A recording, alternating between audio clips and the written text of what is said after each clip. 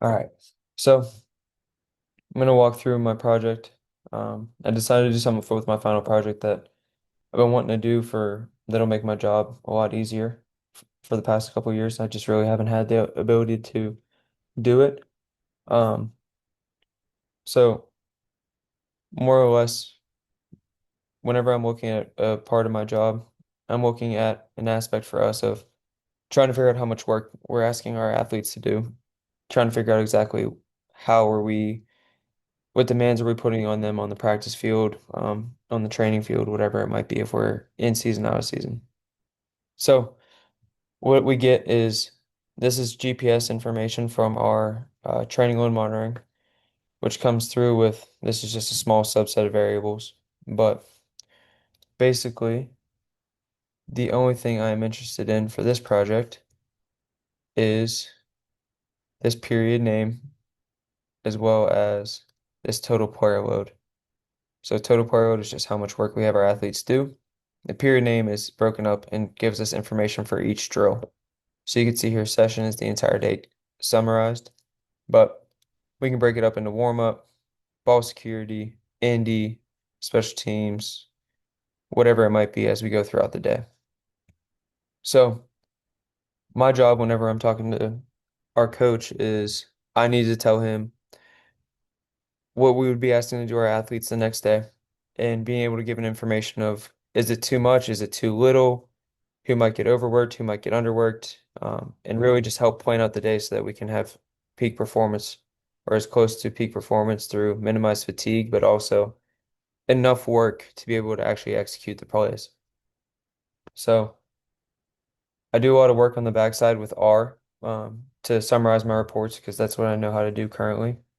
But as we're getting into this project, I want to be able to tie in what I'm doing there. So the way this works is, and I'll go through my folder here. So we have our opponents file. This is our opponents for each week throughout the year. We have our baseline information, which is some random numbers and some placeholder names as a function right now. And these both feed into the app itself, so then that way we're able to actually go through and generate what we're looking for. So if I run this, what gets generated is this window. So I'm able to come through and I'm able to quickly select which day practice is happening. I'm able to say our opponent. So if we go to next week, I'm just going to make sure that we don't have any files in here. If I go to next week and I'm trying to plan out next Monday's practice with coach. So we have fall camp week 4. We have our first practice of the week. We typically only have 4 throughout the week, depending on the time of year. And then now I can pick which period we have. So um, let's just say to start the day off on August 18th, we're going to go with period 1 for 18 minutes. Type in the time, I hit add period. What you can see here is the time gets entered here, player load per minute or workload per minute gets entered here. Then we have the total player load or the total workload for each position. The nice thing also is we'll actually get the total duration summarized here, as well as how much of the work we're asking our athletes to do. Now, I'll put in a few more periods here as well as a few more times.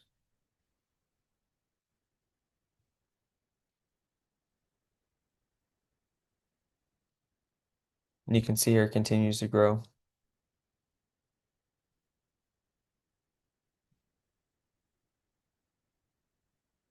The important piece, though, is what ends up happening, and you can see it, is some of our periods will actually be the same time repeated. So that is why I didn't have this erase, because once we get into a certain part of practice, we're actually going to just continue to repeat the times that we're going for. So from there, what we can do is I can actually see how much our player load will be for practice and how long we'll actually be on the field. So this gives me a good idea of talking to our head coach about, hey, this is what we're going to be asking our athletes to do. This is how much time we're going to be asking them to do so. And then that way we can make a generalized plan on where were we yesterday, where do we need to go, everything along those lines. So I did put some error coding in here, so in that way I'm able to hit add period. We have a little pop-up box. I like the little pop-up box better, mostly just because of the fact that like I made this decently clean and succinct. Um, so then that way I also can have this show up to the side and I just hit OK to get rid of it rather than having something else show up over here. So that was something that I was able to find that we were able to do rather than having an error message show up here or down here. And I liked it a little bit better than the other way. So the other thing that you might have seen, I can't add in -15. The same thing will show up. It has to be between 0 and 300. So even if I type in 301, that won't show up. So as we go through everything, that's where we are right now. Um, but the important part of what I wanted to do is I wanted this to get written to a CSV. So in that way I can go back and I can compare after the practice is over. Was period three harder than we thought it was going to be? Was period four easier than we thought it was going to be? And when I say easier or harder, I just mean more or less work per minute, um, more or less density as we go throughout the day. So I'll step through the logic code or the logic file now. So one of the things I tried to challenge myself and try to learn with a little bit in this project is learning how to use pandas a little bit better. Um, I'm extremely unfamiliar with it. Like I said, I use R for the majority of what I work on every day. So getting to a point for myself of being able to have pandas and being able to use that a little bit more closely to what I am used to in R was a huge push for me. So being able to just get a little bit more comfortable there. But as you can see, that's more of a global variable because I'm going to be accessing that throughout the code. But as we get into our logic class, this is my main chunk. So we get the opponent from the select box, we get the period number, I'm sorry, we get the practice number, we get the date, and then we get the actual period itself. This is the error coding where I'm looking for either a value error from entering a string or whatever it might be, or a special character. Then I'm also error coding here, so then that way I'm able to keep that time uh, greater than or equal to 0. And also, or I'm sorry, greater than 0 or less than 300.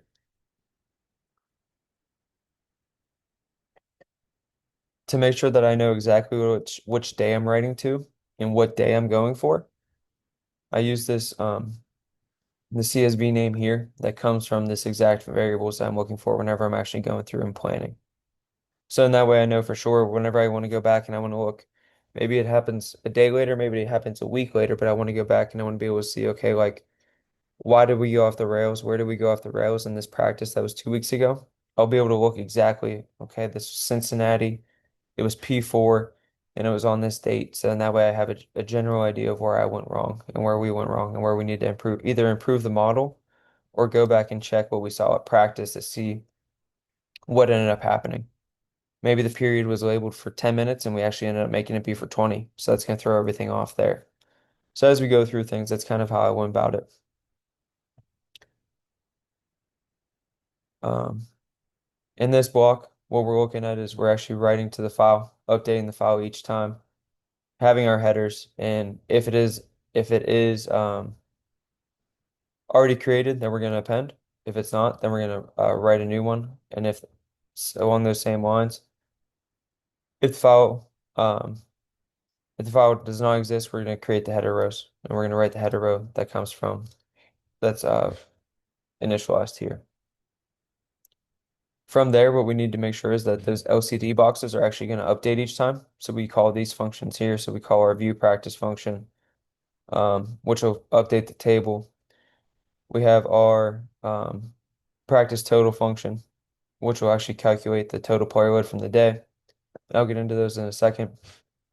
And then we have our time total, which will actually calculate the total time from the individual CSV files. And then these two functions here will actually just update the LCD variables. So like I said in here, we have our view practice function. So basically this is just updating the table. We're going through, we're reading the CSV file again through pandas, going through and iterating over top of it. So then that way we can get it to show actually in the widget for each individual row. Our practice total, we're just reading it in through pandas, summarizing the total player load column. Same thing with the practice time, except for this time, all we're looking at there is we're just looking at the time column. Inside of here, this is what I found this a lot easier to be able to do the error box. Um, like I said, I really like this option rather than having something actually display on to the actually displaying onto the initial window itself because it draws more attention to it and it makes sure that you actually have to click out of it before you can go through. And here we have our get opponents function. So this is what's operating